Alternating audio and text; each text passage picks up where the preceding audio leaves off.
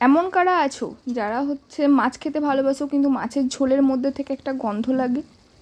আমি কিন্তু এর মধ্যেই পড়ছি। আমার মাছের ঝোলটা যেন কেমন একটু গন্ধ লাগে।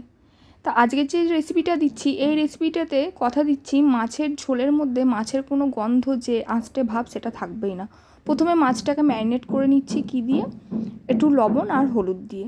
হ্যাঁ, মাছটা আমি রুই মাছ নিয়েছি, এটা কাতলা মাছেরও করা যেতে পারে, প্রবলেম নেই গো, যে কোনো পুকুরের মাছ হলেই হবে। তারপরে এটাকে ম্যারিনেট করে নেওয়ার পর আমরা মাছটাকে উল্টে পাল্টে ভেজে নেব। হ্যাঁ, দুই দিক থেকেই ভেজে নেব, কড়া ভাজলেও প্রবলেম নেই, একটু হালকা কড়া ভাজলেও প্রবলেম নেই।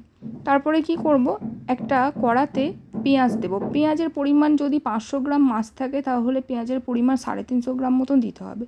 পেঁয়াজটা খুবই সরু সরু করে কাটতে হবে এবং কাটার পরে পেঁয়াজটাকে যখন ভাজবো তখন দেখতে হবে যেন একটু বাদামি বর্ণের চলে আসে যেন।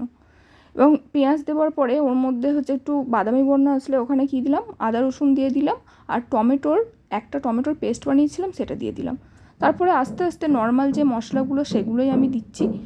পরিমাণ মতন হলুদ, জিরে, ধনে, লঙ্কা গুঁড়ো আর স্বাদ মতন যে লবণ লাগে সেটা। তারপর ভালো করে মশলাটাকে কষিয়ে নিতে হবে। মশলাটা থেকে একটু তেল ছাড়লে তার মধ্যে জল দিয়ে দিতে হবে। জলটা পরিমাণ মতন দিতে হবে, যে যেমন ঝোল খেতে ভালোবাসে সেরকমভাবেই। তারপর ঝোলটাকে দেওয়ার পরেই এটাকে কী করতে হবে, ঝোলটাকে ফুটে উঠতে দিতে হবে। ঢাকা দিয়ে হাই ফ্লেমে রেখে ঝোলটা যতক্ষণ না ফুটে আসে ততক্ষণ ঢাকা দিয়ে রাখতে হবে। তারপর মাছগুলোকে একে একে সব ভাজা যে মাছগুলো আমরা ভেজেছিলাম সেই মাছগুলোকে সব একে একে দিয়ে দেবো।